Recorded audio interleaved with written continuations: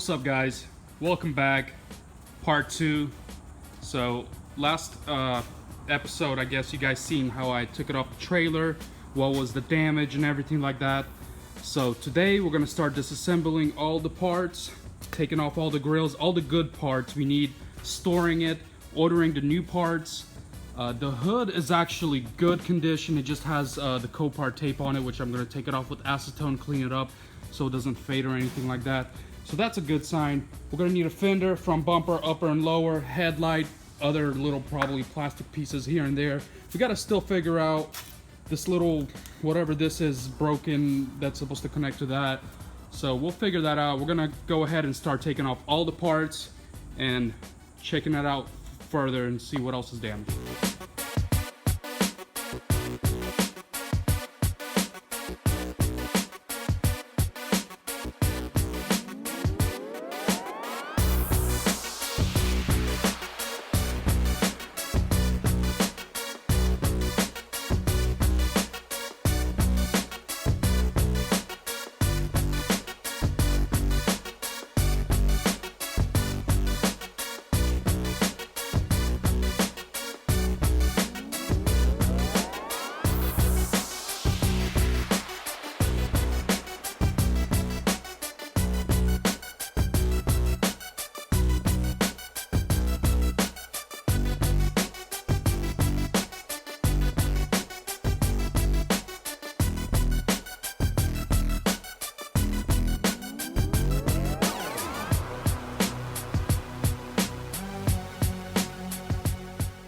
So it's all mainly taken apart.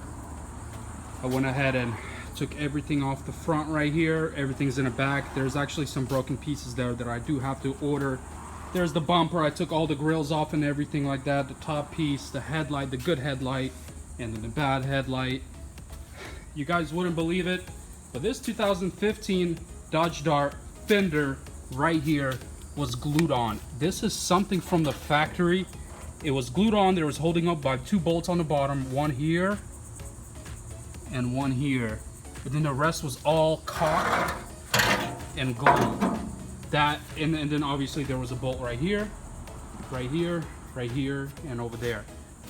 But still, why are they gluing the fender on right there? Probably some sort of wind reduction or something like that. I don't know. So my check engine light is this little thing right here. This apparently is an active grill guard or whatever. It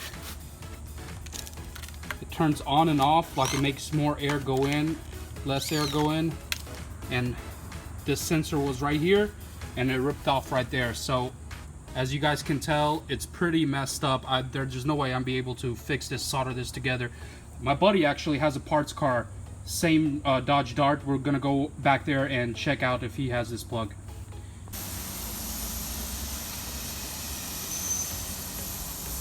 All right. Whoa. Okay. So I'm gonna have, let's see.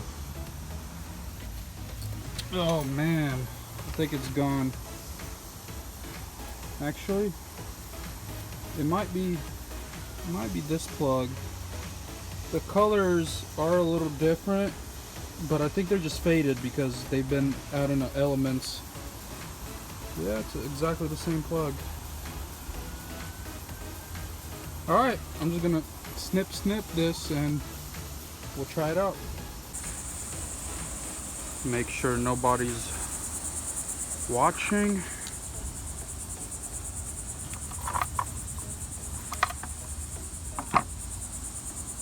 Sweet. Wow, can you guys believe it? I found exactly what I'm looking for right there at my shop. It's crazy. Some random stuff. It's exactly what I'm looking for. So I'm gonna go ahead and solder this right there, and then we're gonna get ready and do other stuff. Alrighty, we got the parts in, Taiwan, and we do have the headlights. I'm just not gonna install them yet. So next phase is to install this just a little bit, just to make sure the outline is everything good. Installs the bumper slightly, make sure it's the right one, it fits good and everything like that before these parts get painted. Because I have experience now that if you do not do this part right here, what happens is you waste money on paint and everything, you start matching it up, and it's either wrong model part or something's not right with it. So you wasted that time painting it for nothing. So test fit your fender, test fit the bumper. Headlights, they're pretty adjustable, so I'm not going to test fit those. I got this ghetto rigged a little bit. There's actually a battery problem here, which I'm going to explain later. It just needs a new battery, whatever. Cheap, you know, American batteries. So yeah, we're going to get to that. And I actually got this new little thing already all wired up and stuff that I've randomly found. Let's put these fenders on. Alright, it looks good. These Taiwan parts actually line up pretty good. There's gonna be more, there's like a gap right here. I'm gonna be having to fix that later after it gets painted. But the parts are good. It matches up pretty well. The bumper's just on zips out here because there's actually a little plastic piece that clips onto there.